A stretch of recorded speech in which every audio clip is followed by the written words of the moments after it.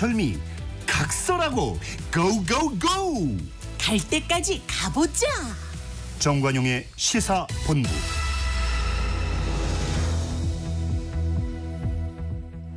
주요 정치 이슈들 거두절미하고 알맹이부터 토론해보는 거두절미 각설하고입니다.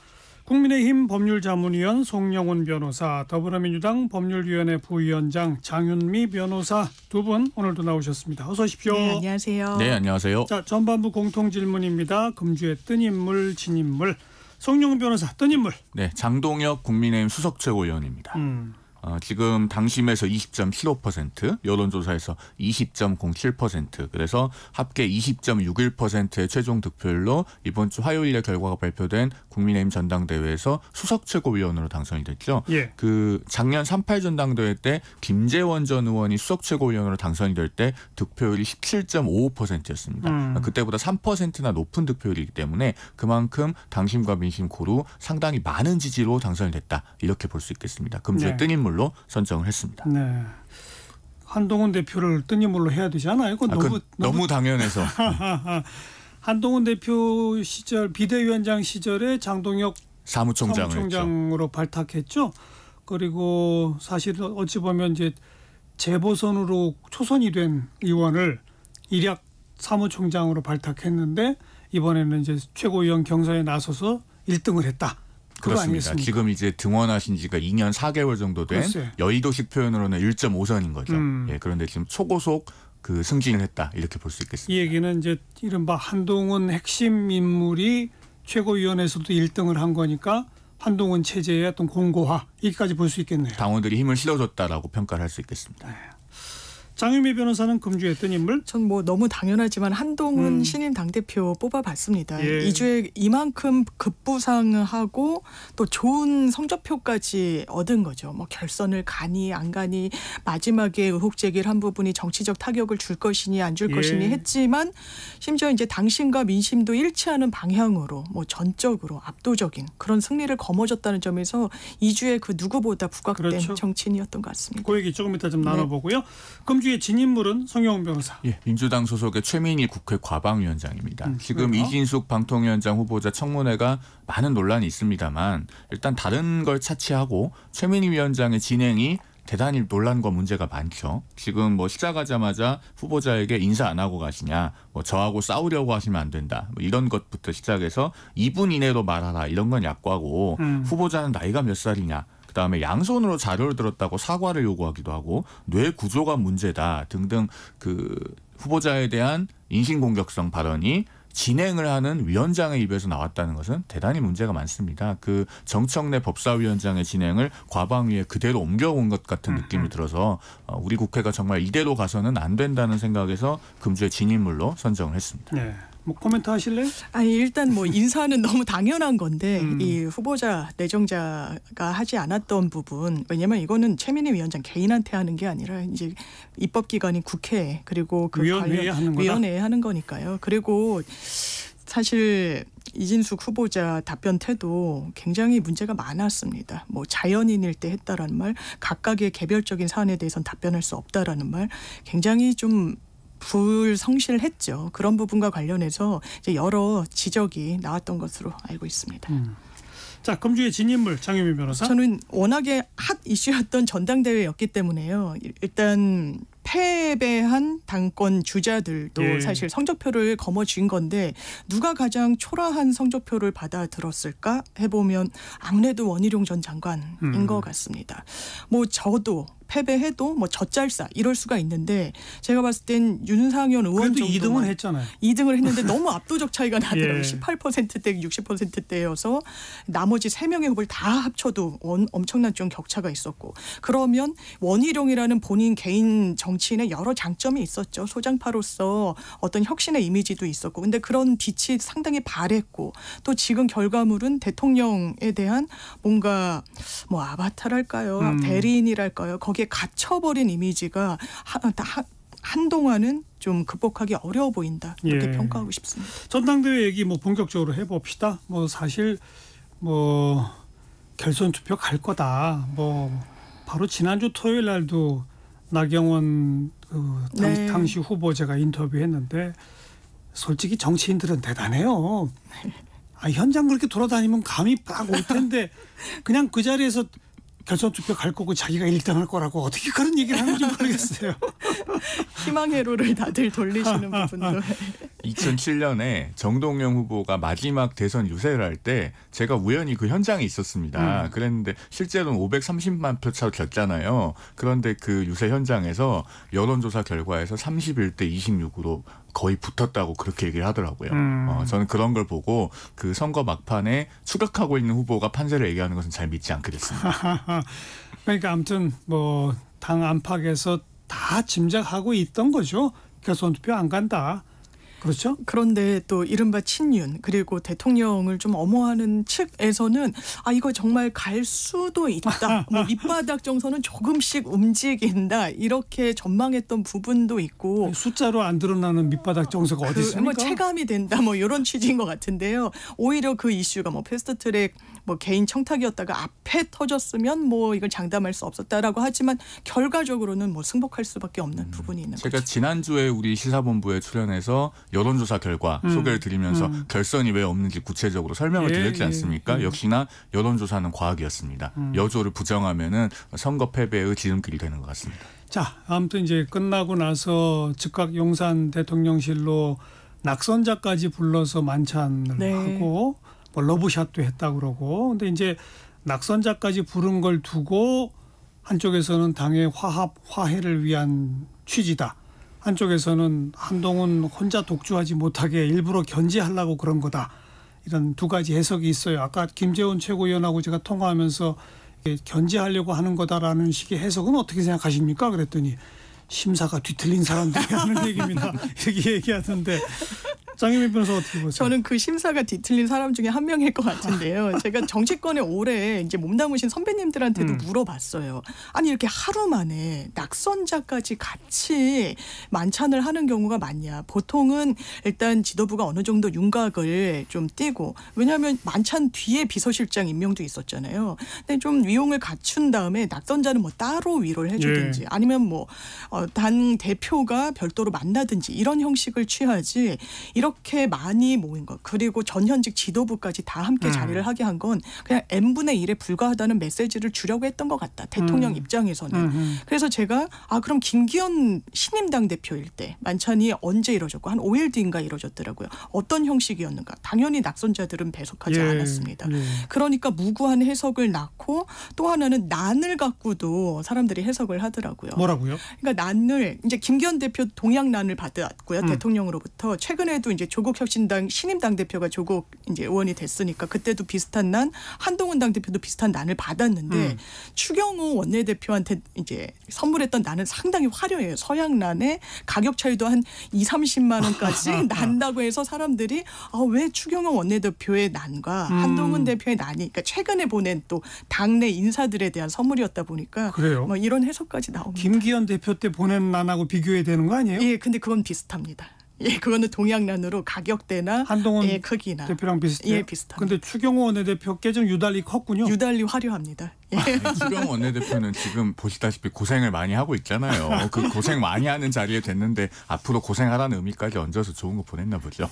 사실 우리 정치에 너무 삼국지식 해석이 좀 난무하는데 그 실제로 만찬이 열리기 전까지는 무슨 원오브 대민이 뭐니 그런 해석이 설령 있을 수도 있다고 생각합니다. 그런데 일단 좀 전에 김재원 최고위원 전화 연결이 됐었는데 저도 그 인터뷰를 들었는데요. 일단 다녀오신 분이 그런 거 아니라고 하잖아요. 굉장히 분위기가 좋았다고 하고 대통령께서 여러 번에 걸쳐서 한동훈 대표에게 힘을 실어주는 그런 말씀을 하셨다고 하니까요. 우리가 앞으로 하나가 돼서 한 대표를 잘 도와줘야 된다. 이렇게 얘기를 했다고 지금 전해지고 있지 않습니까? 그리고 저희는 이것을 언론 보도를 통해서 활자와 영상으로만 접하고 있습니다만은 다녀오신 분들의 말씀과 다녀오신 분들의 행동이 그날 어떤 얘기들이 있었는지를 방증하죠. 바로 다음날 최고위원회의에서 소위 친윤으로 불렸던 인요한 최고위원이 뭐라고 합니까? 전당대회 때 일은 다 잊자. 나는 전폭적으로 한동훈 대표를 지지한다. 이렇게 얘기를 했기 때문에 이것은 다른 의도가 없고 힘을 실어주고 당의 대화합을 도모하기 위한 의도라고 보입니다.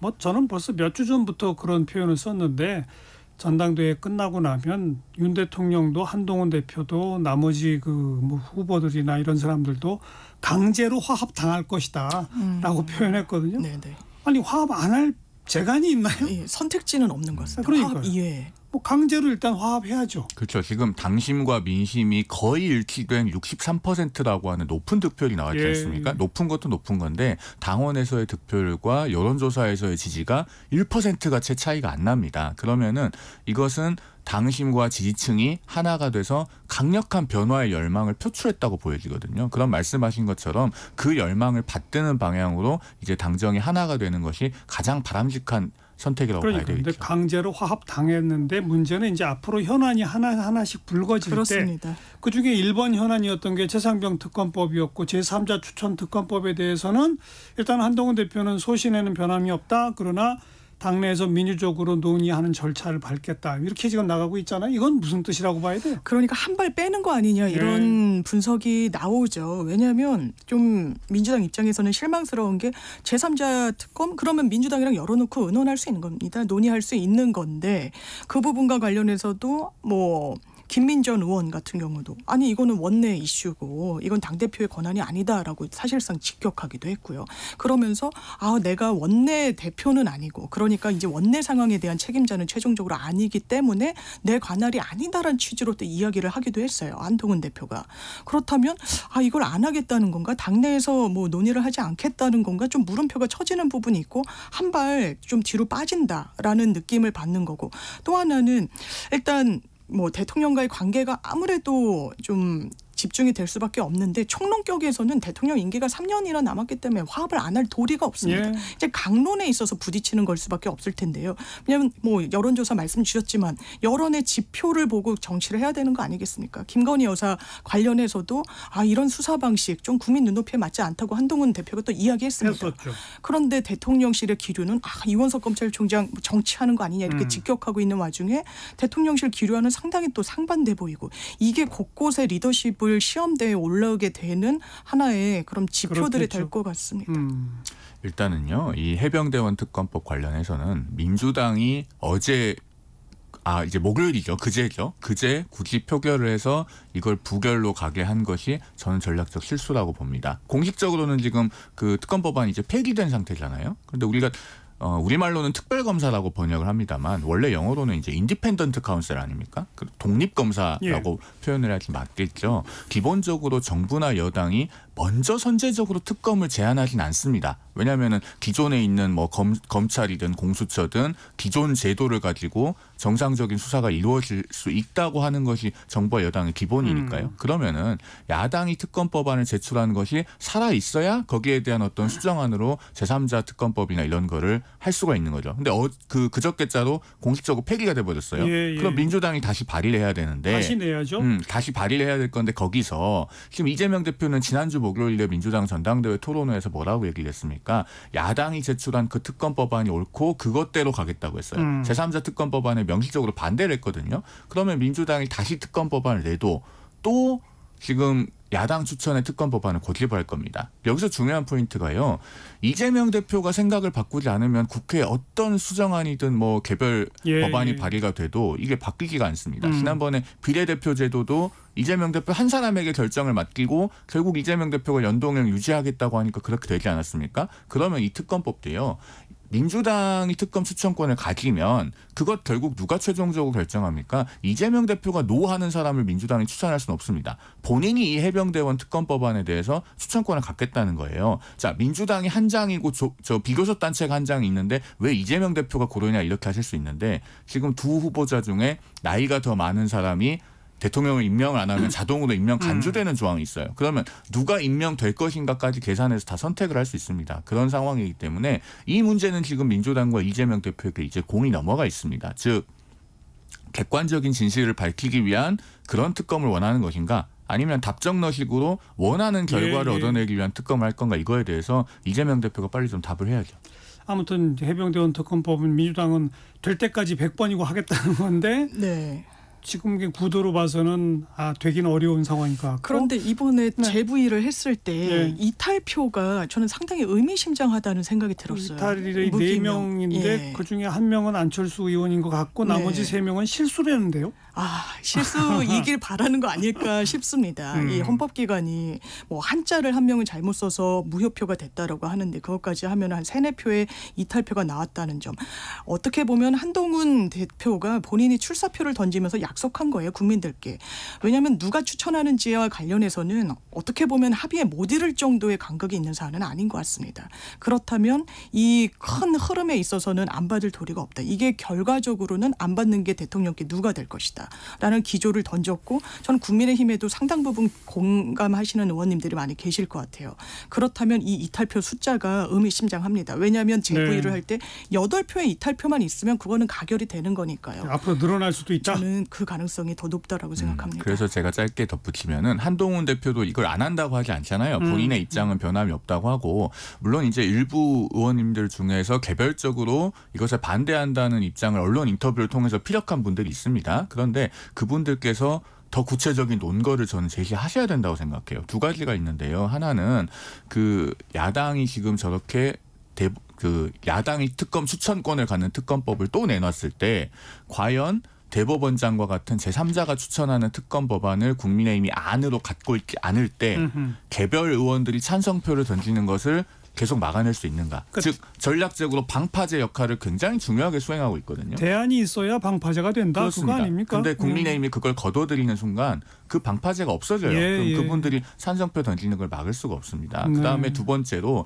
이 사안이 계속 장기화됐을 때 그러면은 특검을 계속 국민의힘이 안 하고 싶다고 해서 무작정 과연 안 하는 게 가능한가? 그 부분에 대해서도 반대하시는 의원들께서 더 구체적인 논거, 전략을 제시하셔야 된다. 저는 그런 말씀. 그런데 아무튼 논리적 순서로 봐서는 지금의 국면은 어차피 공수처 수사 결과가 나와야 뭔가 좀 변화가 있고 조짐이 생기지 않겠나. 그렇게 보는 게 합리적일 것 같아요. 네네. 아무튼 대통령과 한동훈 대표 사이의 문제로 이슈로 불거졌던 이 최장병 특검법 얘기는 이제 이 정도 정리를 하고 또 하나가 김건희 여사 관련된 얘기들인데 그거는 조금 이따 교통정보 듣고 좀 이야기를 해보죠. 1시 32분입니다. 이현 씨 교통정보 전해주세요. 네, 호남고속도로 순천 휴게소 부근인데요. 빗길에 순천 쪽으로 사고가 있었습니다. 찜통 더위 속에 많은 지역에 강한 소나기가 지나고 있습니다. 운전 안전하게 잘 하셔야겠습니다. 현재 가장 긴 구간 정체가 이어지는 곳은 경부고속도로 부산 쪽이고요. 충청권입니다. 천안에서 청주 쪽으로 38km 구간 막히고 있습니다. 더 가서는 주감 휴게소 부근에서 속도를 줄이다가 대전 일대 지나기 어렵습니다.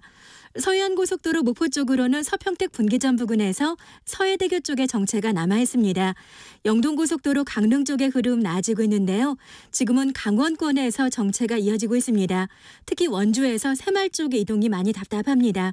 KBS 교통정보센터였습니다.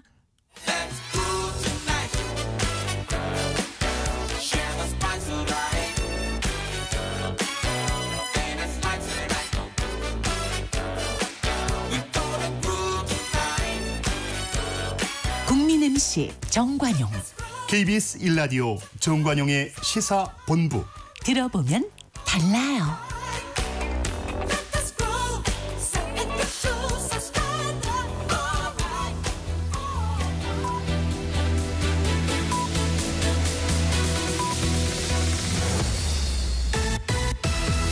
고두절미 각설하고 고고고 갈 때까지 가보자. 정관용의 시사본부. 매주 토요일 2부 거두절미 각설하고 국민의힘 법률자문위원 송영훈 변호사, 더불어민주당 법률위원회 부위원장 장윤미 변호사 두 분과 함께하고 있습니다. 후반부 공통질문 금주의 핫한 한마디 송영훈 변호사. 예, 최민희 위원장 얘기를 한 번만 좀 더 해야 될 것 같은데요. 국회법 제49조에 따라 사과를 요구한다. 이번 주에 한마디로 꼽아왔습니다. 이제 이진숙 후보자가 청문회 중에 답변을 하다가 양손에 자료를 드는 일이 한 번 있었죠. 그러니까 이제 최민희 위원장이 무슨 피켓 시위하느냐 내려라라고 하고 이제 여야 의원들 간에 격론이 벌어졌습니다. 이제 그런 상황에서 최민희 위원장이 이진숙 후보자에게 사과를 요구한다고 했고 근거가 뭐냐고 하니까 국회법 49조에 따라 사과를 요구한다 이렇게 했습니다. 그런데 국회법 49조는요. 위원장은 위원회를 대표하고 의사를 정리하며 질서를 유지하고 사무를 감독한다 이렇게 돼 있습니다. 그러면은 의사를 정리하거나 질서를 유지하는 차원에서 사과를 요구할 수 있다고 본 것 같아요. 그런데 그 국회 사무처에서 나온 국회법 해설에 보면은 이 의사 정리에 관한 권한은 11가지 그리고 질서 유지에 관한 권한은 5가지가 위원장의 권한으로 쭉 열거가 되어 있습니다. 거기에 그 청문회 출석한 후보자에게 사과를 요구할 수 있는 내용은 전혀 없고요. 그다음에 사과라고 하는 것은 어떤 우리 양심의 표현입니다. 그렇기 때문에 헌법재판소에서도 과거에 우리나라의 사죄 광고제도라고 하는 게 있었는데 그걸 90년대 위헌으로 결정한 적이 있거든요. 그런 것처럼 이 최민희 위원장의 국회법의 자의적인 해석은 대단히 부적절한 선례로 남을 수 있기 때문에 제가 금주의 한마디로 정리를 해봤습니다. 장혜미 변호사, 금주의 한마디. 저는 일단 김건희 여사의 법률 대리인이 한 유튜브 채널에 나와서 이렇게 이야기하더라고요. 김건희 여사가 검찰 조사를 받으면서 국민들께 사과했다. 예. 대단히 이상합니다. 예. 아니 국민들께 사과를 하면 국민들께 해야지 검사 앞에서 하는 건 아니고요. 일단 그럼 조서에라도 뭐 남겼냐 어떤 뭐 이런 유감의 뜻을 그건 남기지 않았다는 거예요. 그냥 검찰 앞에 수사를 받기 전에 제가 이제 국민들께 누를 끼치고 이런 상황이 초래된 부분에 대해서 책임을 느낀다. 죄송하다. 이걸 국민들께 사과라고 이야기를 하면서 더 사실 좀 난감했던 표현은 이런 거였습니다. 해당 방송에서 그 대리인이 또 이렇게 이야기를 해요. 김건희 여사가 조사를 받은 건 건국 이래 대통령실에서 이렇게 수사에 협조한 적이 없었던 거다. 건국 이래 이렇게 여사가 협조한 적이 구국의 결단인 양, 헌정사적 뭐 유례가 없는 어떤 선택인 양 이야기하는 거. 이런 인식이라면 국민들의 어떤 실망감의 그 괴리를 좁혀나갈 수 없겠구나 이런 생각이 들어서 2주에 한마디로 꼽아봤습니다. 아까 전반부에 이제 얘기하던 대통령실과 한동훈 대표 사이 지난 총선 과정에서부터 명품백 관련된 김건희 여사의 사과 요구가 있었고 이번 전당대회에서는 또 문자 내가 사과해야 되는데 답장이 없어서 안 했다는 식의 공방도 또한 이어졌고 이렇게 이어진 과정에서 게다가 또 대표 후보로 나선 뭐 나경원, 원희룡, 윤상현 모두가 다 대통령 부인의 사과가 필요하다라는 입장을 밝힌 그런 와중에 변호인을 통한 일종의 뭐 검사 앞에서 사과 표명을 했다라는 전언 이게 좀 부적절하다 이 얘기 아닙니까? 맞습니다. 어떻게 생각하세요? 한마디로 답변하면은 국민 눈높이와 매우 거리가 있죠. 매우 거리가 있고요. 여기서 이제 짚어봐야 될 점들이 몇 가지가 있는데 일단 사과를 훨씬 더 이른 시점에 했어야 됐습니다. 그 사회심리학자 아론 라자르가 한 얘기가 있는데 그 사과한 뒤에 상황이 두려운 경우가 많이 있겠지만은 그 공포는 과장된 경우가 많다라고 합니다. 이 말이 최근에 언론에 한번 비중 있게 인용된 게 조선일보가 2월 23일자 기면에서 사과해도 괜찮아라고 하는 기자의 기면 칼럼을 게재를 합니다. 시점이 2월 23일인데 당시가 이제 어떤 시점이냐면 그 명품백 관련해서 국민 눈높이가 한창 논의되는 바로 그 시점입니다. 칼럼의 내용은 대단히 비정치적인 내용인데 그 지면의 편집과 제목을 보면은 어떤 의도로 게재했을지는 충분히 알 수 있죠. 그게 나온 지가 벌써 6개월이 지났습니다. 그러면 훨씬 더 일찍 했어야 되고 그다음 우리 장 변호사님께서 조금 전에 그 방식을 말씀하셨는데 저도 국민 눈높이와 매우 거리가 있다고 생각을 해요. 근데 이 지점에서 이제 짚어봐야 될 게 지금 대통령실에 2부속실이 없지 않습니까? 미국 같은 경우는 퍼스트레이디의 대변인이 있어요. 우리나라는 지금 그런 게 없기 때문에 김건희 여사의 변호인이 일종의 대변인격으로 뭐 역할을 하고 있는 것처럼 볼 여지도 있는데 그러나 그럼에도 불구하고 그 대변인이 뭐 조사 받은 지로부터 한 5일이 지나서 특정 매체에 나가서 그렇게 하는 것은 국민들께서 어떻게 보실지가 사실 좀 걱정스럽죠. 그런 점에서 이 부분은 계속 지금 국민 눈높이와 상당히 거리가 있게 진행되고 있다라는 말씀을 드리지 않을 수 없을 것 같습니다. 대통령도 사실 처음에는 그냥 이렇게 뭐라고 표현했죠? 박절하게 끊지 못했다 정도 얘기했다가 그 다음에는 처신에 문제가 있었다는 식의 표명을 했잖아요. 5월 9일에 사과를 하셨죠. 그러니까요. 근데 왜 김건희 여사는 계속 안 나서죠? 그게 참 대통령께 부담이 되는 거고 아까도 저희가 전당대회 주요 이제 지점을 이야기할 때 사실상 여사 측에서 공개했던 것으로 보이는 그런 문자들 그러면서 사실상 참전을 한 거예요. 김건희 여사가 또 대통령이. 그러니까 이번 전당대회는 어떻게 보면 사지선다 문제를 당원들이 푸는 게 아니라 윤석열 대통령을 선택할 것이냐 한동훈 이 미래 권력을 선택할 것이냐 이게 선택지였던 측면이 분명히 있었던 것 같습니다. 거기에 당신과 민심이 미래 권력을 선택한 거예요. 그것도 압도적으로. 윤석열 대통령 이 맥락을 모르지 않을 겁니다. 상당히 부담이 될 거예요. 그리고 한동훈 당대표는 더 잘 알 거고요. 그렇다면 어떤 입장과 어떤 정치적 스탠스를 취할 것이냐. 특히 여사와 관련해서. 또 검찰의 입장도 상당히 저는 주목해 볼 만하다고 생각합니다. 예. 이원석 검찰총장 임기가 9월밖에 남지 않았는데 여권 일각에서는 정치하려고 하는 거 아니냐. 이런 여러 폄훼를 하지만 이거는 저는 조직의 명운과 걸려 있는 수사라는 생각이 들어요. 공정과 상식으로 집권한 정부입니다. 검찰총장에서 대통령으로 직행할 때 이 검찰 내부 조직원들은 상당한 우려가 있었던 것도 맞죠. 검찰 조직의 신뢰성을 국민 앞에 담보받지 못할 거라는 우려였던 겁니다. 근데 그대로 가고 있어요. 특히나 김건희 여사 수사를 중심에 놓고 봤을 때. 김건희 여사는 이미 모든 걸 전 실개했다고 봅니다. 사과의 시점도, 사과의 메시지도 이미 실개했고 지금 명품백을 이미 제출을 했다라고 하는데 앞뒤가 하나도 안 맞아요. 국가 기록물이라고 해가지고 보존하고 있다라고 했다가 이 부분을 포장도 뜯지 않고 돌려주려고 해서 검찰에 이미 제출한다. 이거는 국민들이 이 상황을 전반적으로 다 보셨기 때문에 이거는 회복 불가능한 사태까지 온 것 같습니다. 제가 좀 덧붙여서 말씀드리고 싶은 거는 이 국민 눈높이라고 하는 건요. 국민 눈높이와 거리가 있으면은 그게 계속 이자에 이자가 붙어요. 지금 말씀하신 것과 같은 여러 논란들이 사실은 조기에 종식될 수도 있었던 겁니다. 그런 점에서 이제 그 실기했다고 하는 평가가 일각에서 있는 것이고요. 예. 그다음에 그 이부속실 문제 조금 더 이어서 말씀을 드리면은 이부속실을 저는 빨리 만들어야 된다고 생각합니다. 이것도 여러 번 얘기가 나왔잖아요. 그 변호인이 물론 대외적으로 나가서 그렇게 입장을 표명할 수도 있겠습니다만 사실은 그것도 대통령실의 어떤 공적인 절차와 과정에 따라서 이루어지는 것이 가장 바람직합니다. 그렇게 해서 대변인이 발표를 하든가 관련된 그 수석이나 비서관이 발표를 하든가 그런 식으로 되어야지 예. 이 변호인이 이렇게 나가서 코멘트를 했을 때 그게 과연 메시지 관리가 세심한 어떤 정무적 고려까지 뒷받침이 되어서 진행이 되고 있는지에도 사실은 좀 그 염려가 있죠.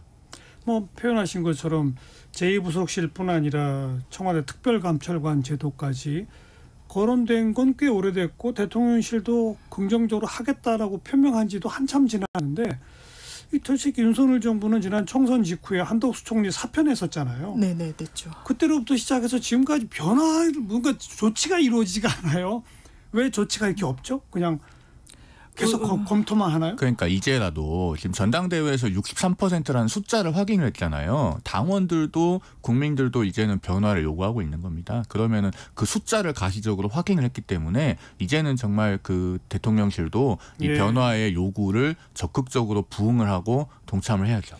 어쨌든 이제 김건희 여사 관련해서는 검찰 수사 방식에 대해 검찰총장과 중앙지검장이 대판 충돌할 듯 하더니 제가 볼 때 그건 그냥 끝난 것 같아요. 그건 그냥 봉합하고 그냥 끝내는 수순인 것 같고 문제는 이제 검찰이 곧 수사 결과를 내놓겠죠. 네. 그럼 그 수사 결과 내용을 보고 그때 아마 김건희 여사가 직접 국민 앞에 모습을 드러내서 필요하다면 사과를 하는 이런 게 있지 않을까 싶은 생각이 들고 그럼 이제 당연히 야권은 김건희 특검법으로 나가겠죠. 네. 그럼 과연 그 김건희 특검법에 대해서 한동훈 대표 체제가 어떤 답을 내놓느냐. 이게 이제 핵심 변수가 되겠죠. 엄청 핵심이 될 것 같습니다. 어떤 답을 내놓을까요? 그런데요, 전 해병대원 특검법하고 김건희 여사 특검법은 조금 다른 측면이 있다고 생각합니다. 어제 이제 소위 말하는 그 탄핵 청원 청문회라고 하는 자리에서 기가 막힌 장면이 있지 않았습니까? 그 최재형 목사라고 하는 증인을 이제 박지원 의원 등등이 이제 신문을 하는 과정에서 굉장히 부적절한 내용의 답변이 나왔어요. 사실 여부는 지금 확인할 수가 없는데 어쨌든 그 김 여사가 문자를 주고받은 시각을 가지고 새벽 3시 그렇습니다. 4시. 무슨 대통령과의 관계가 어떠니 참 입에 담기 부적절한 옮기기 곤란한 얘기들이 나왔는데 그런 것을 정청래 법사위원장이 말리지도 않고 오히려 본인이 자신의 그 발언 차례에서 다시 직접 질문을 했어요. 그러니까 국민의힘 의원들이 일제히 반발하고 한바탕 난리가 났는데 그렇게 지금 그 특정인을 망신을 주고 약간 그 악마화하고 그런 것들이 지금 이 김건희 여사 관련된 사안에서는 조금 반복되고 있는 측면이 있어요. 그러니까 명품백을 받은 거 부적절한 거 맞아요. 그리고 도이치모터스 사건 같은 경우에 뭐 성역 없이 철저하게 조사가 되어져야 하는 건 맞습니다. 맞는데 그것과 별개로 이런 일련의 그 정치적인 공격들이 과연 다른 의도가 없는 것인가에 대해서는 사실은 국민들께서 양쪽에 다 문제가 있다고 보실 겁니다. 뭐 나왔던 얘기 중에 왜 이 정부는 바뀌지 않는 것인가? 라고 하면 무슨 조치가 없느냐? 예, 조치가 없는 거죠. 제가 유시민 장관 책을 이제 최근에 읽었는데 거기서의 핵심은 이건 의지의 문제가 아니라 능력의 문제라고 이야기를 합니다. 고칠 수 없는 거예요. 왜? 몰라서 어떻게 할 줄 그 방향성 설정조차 하지 못한다. 아마 개혁신당도 저는 비슷한 문제의식을 갖고 있는 것 같아요. 계속해서 얘기하는 게 임기단축 개헌이 필요하다. 지금 우리 시점에 우리 정치사에 더 큰 불행을 막기 위해서는 그 부분과 관련한 논의가 진일보해야 된다라고 이야기를 하고 있고 지금 검찰에서도 아마 무혐의 수순으로 가는 것 같습니다. 지금 이제 흘러가는 국면을 보면. 그런데 그것을 왜냐하면 이건 어쨌든 현직 대통령의 영부인의 수사기 때문에 정치적 해석과 무관하지 않을 겁니다. 그래서 검찰총장도 계속해서 일주일에 한 번씩 중앙지검장한테 이 보고를 받을 때 제3의 장소를 건의를 했다라는 거죠. 서울중앙지검장 안 된다라고 그랬다는 겁니다. 결론이 어떻게 나든 국민들이 오해하실 수 있다. 이거 이 결론을 우리가 정당하게 수사를 통해서 낸다고 하더라도 괜한 오해 자초할 수 있다라는 우려가 있었던 겁니다. 그 우려는 대단히 합리적이라고 저는 생각합니다. 제3의 장소에서 수사검사 들이 본인들은 핸드폰도 사실상 뭐 반납한 채 여사가 조사 중에 언론에 나오면 수사를 중단하겠다는 엄포를 들으면서 수사한 내용의 결론이 공정하다고 생각할 국민 많이 안 계실 겁니다. 그래서 이제 특검법으로 갈 텐데 그럴 겁니다. 한동훈 대표는 일단 지금까지 다른 건 몰라도 김건희 여사 특검법에 대해서는 부정적이었어요. 계속 그 입장으로 가겠죠?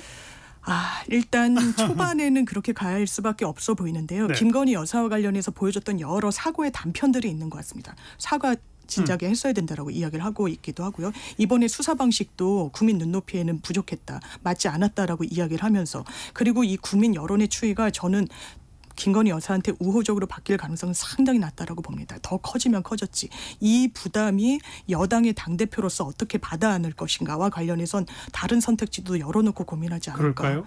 다른 선택지라면 특검 받아요? 받을 수도 있지 않겠습니까? 어떻게 생각하세요? 일단 다른 모든 걸 떠나서요. 어떤 대상에 대한 특검도 야당이 특검 추천권을 고르는 특검이면은 그것은 국민의힘이 찬성할 수가 없어요. 자, 어제 그 권성동 의원실에서 뭘 발표한 게 있냐면 이 임성근 사단장 소위 구명로비 의혹 관련해서 그 권익위원회에 제보를 하고 그다음에 또 단톡방 뭐 녹취록 이런 것들을 제시한 그 김규현 변호사 민주당의 정치인들하고 상의하지 않았다고 했는데 민주당의 모 재선 의원하고 이 문제에 관련된 통화를 한 녹취록을 공수처가 가지고 있다. 그런 내용을 공개를 했습니다. 그러면 이제 그 제보의 순수성 내지는 이제 연결성이 문제가 되는 거 아닙니까? 나아가서는 그 제보 전체의 신뢰성이 의문이 되고 민주당과 관련 있는 대단히 정치적인 의도가 있는 행위 아니냐. 이렇게 볼 수 있어요. 뭐 권성동 의원은 이거보다 조금 더 나간 표현을 쓰던데 제가 거기까지는 일단 쓰지 않겠습니다만 그러면은 과연 이 사안에 대해서도 민주당이 특검 추천권을 가졌을 때 앞서도 말씀드렸듯이 이재명 대표는 민주당의 아버지로 불리는 분입니다. 그 의사결정이 이재명 대표의 뜻에 반해서 이루어질 수가 없어요. 그러면은 본인 스스로 재판 4개를 받고 있고 사법 리스크가 가시화되기 전에 뭔가 정권에 대한 강력한 공세를 펼쳐야 되는 그런 정치적인 이해관계가 있는 이재명 대표가 특검을 고를 때 그게 과연 공정한 수사이겠습니까? 아니면 어떤 답정너식 정치 특검이 되겠습니까? 일단 그 문제부터 넘고 와야 무언가 그다음 논의를 해도 할 수 있는 것이고 아까도 말씀드렸듯이 김건희 여사를 어떤 그 희화화하고 그다음에 굉장히 어떤 여성이라는 점을 이용해서 부적절한 공세를 펼치려는 그런 의도가 없는지에 대해서도 이 부분이 해결이 돼야 되겠죠.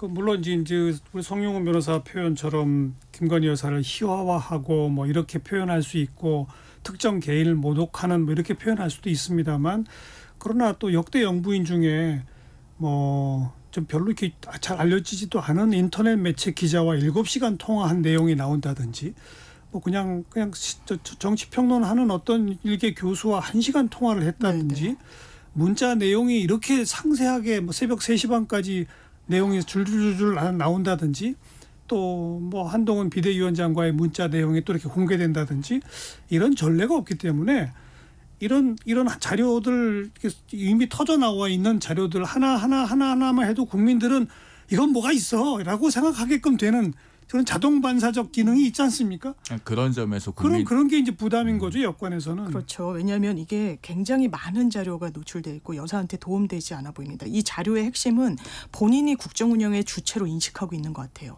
말도 그렇고 어떤 워딩도 그렇고 실제로 인사청탁을 받았다는 인사는 해당 금융위원회 또 실제로 임명이 됐다라고도 하고 그렇다면 이게 과연 대통령의 어떤 지원을 해주고 내조를 하는 위치에 머물고 있는가? 물음표가 상당히 쳐지는 거예요. 굉장히 정치적인 입장에 대해서도 좀 부적절하게 많은 코멘트들을 하고 있습니다. 그리고 또 하나는 본인을 둘러싼 법률 이슈와 관련해서는 저는 가장 큰 문제는 국민을 좀 무시하는 해명을 하고 있는 것처럼 보인다는 거예요. 이를테면 누가 봐도 이 명품의 로고가 박혀있는 이 명품백을 앞에 놓고 장기간 이야기를 한 다음에 이거를 내가 뭐 행정관을 통해서 돌려주려고 했는데 나중에 봤더니 안 돌려줬더라. 행정관은 까먹었다. 이거는 사실 국민들이 그렇게 믿을 수가 없습니다. 그런 건 상식에도 반하고요. 그래서 이런 국면들이 하나씩 켜켜이 쌓여서 저희가 알겠습니다. 민주당에서도 이제 탄핵을 했을 때 우상호 의원이 원내대표였기 때문에 그때 말씀을 많이 하시는데 하나하나 조심스럽게 설득하고 그랬다는 거죠. 결국에는 국민의힘의 전신이 다 찬성표를 던졌던 겁니다. 결국에는 이 정권마다 대통령 배우자에 관한 논란은 반복되지 않습니까? 김정숙 여사에 관해서는 과거 뭐 인도 타지마할 방문 논란 또 그 옷값을 뭘로 치렀냐 뭐 그 관범권 논란 이런 것들이 있고 지금 김건희 여사에 관해서도 많은 논란이 있는데 그러면은 이제 궁극적으로는 우리 국회가 뭘 해야 되냐면은 대통령 배우자에 관해서 일정하게 법적인 지위를 만들고 제도화해서 그 통제를 받게 하는 그런 것들을 이제는 머리를 맞대고 논의를 해야 됩니다. 역대 정권마다 반복이 되잖아요. 민주당도 언젠가는 정권을 잡을 겁니다. 알겠어요.